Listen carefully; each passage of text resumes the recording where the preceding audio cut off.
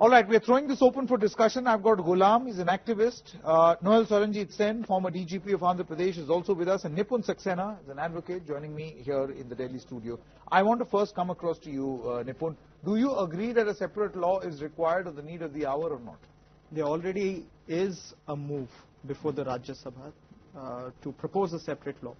However, the definition clause of lynching itself is very, very problematic.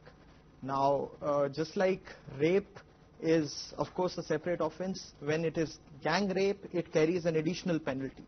Similarly, if there is murder, of course, there's a different provision, but you could also say that murder, when committed by a group of people in a certain specific area, could carry with it a greater penalty, of course. So, I'm all right with, even with the fact that you bring a new law or you want to tweak the old law, that's all right too. Provided, however, that the implementation and enforcement of that law is of paramount concern, because the state authorities do not implement it in the manner it is. And there's no saying, there's no gainsaying that even if a new, let's say, provision comes into force, it would be adequately be there. No, why can't these two things happen simultaneously? See, my point is, where is the argument for an either or, Nipun? Now, the point that is made, let me take this one across to Mr. Swaranjit Sen. Mr. Sen, would you agree when I say that an either or should not be an argument? The Supreme Court feels that a separate law is required. Now, my point is to say that existing laws are enough, and that is why we don't need a new law, and its implementation is all that is required. I don't think is a very convincing argument. Why can't you implement the existing laws and also implement this new law? At least lynching will get a definition, a legal definition. Mr. Sen. Yeah, I'll answer your question second. First thing I would like to say is, what has the Supreme Court done to ensure that the existing cases where such incidents have taken place already are expedited? You know, you can make any kind of law, but if it will become ineffective if the judicial system is found wanting. It's all very well for the judiciary to say there's so many cases pending and all. But who's responsible for that? And who is the person who's going to address it? A new law, firstly, it will take some time. And I personally feel, as a police officer who's dealt with so many of cases like this, we used to have writing every other day. We have managed with the existing laws. It is how you implement the laws and how effective as a police officer you are and how effective the courts are to take up the cases and ensure that they are dealt with expeditiously. Now, unless that last angle is there, I'm sorry, no law will work. You can have as many new laws as you want, but will they work? If the cases are going to keep on pending, nobody's going to care for it. Now, lynching has become certainly an epidemic after 2015. We never heard of so many lynching cases. Now, public feels that they can, indulge in all this and get away with it.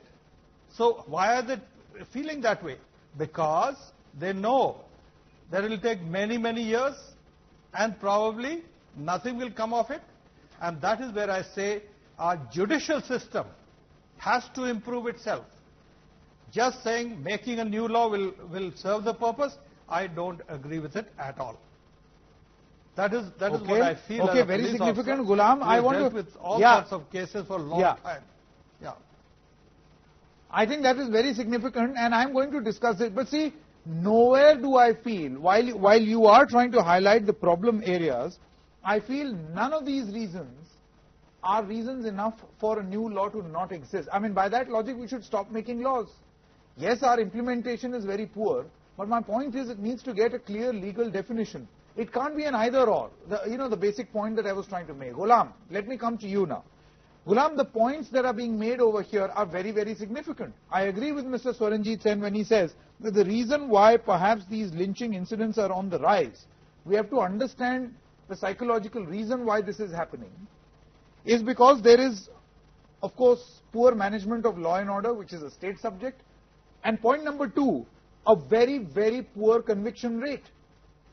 So both your administration as well as the judiciary are failing the people, and that is why there is a sense of frustration, and more than a democracy, we are becoming a mobocracy. So while this is a long-term solution, what do you propose needs to happen? Now we have all understood the problem. What to your mind is the solution? Well, see, mob lynching, right now people of the state have started to think that mob lynching is no more a crime. Because now the mindset of the people is that when you do something in group, okay, when you have like 15 or 20 people doing a crime, it is not a crime for them. So that is the basic mindset of people nowadays. And of course, a stringent law has to be passed. Supreme Court has said this. 2 months back, an incident happened in Karur.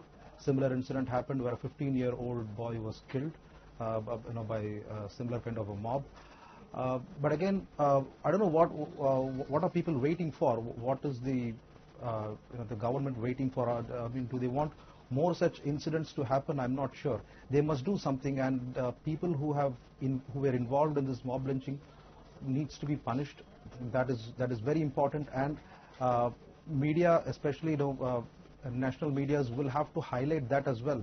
We'll have to go behind this case and see what is happening to the people who involved in that, what sort of punishment are they getting. Even that has to be shown to the people of the world. Only then further incidents will not occur, because the fear factor has to be there. The Dashwant rape case a few months ago, which happened in Chennai, that case was followed very closely by the media, and hence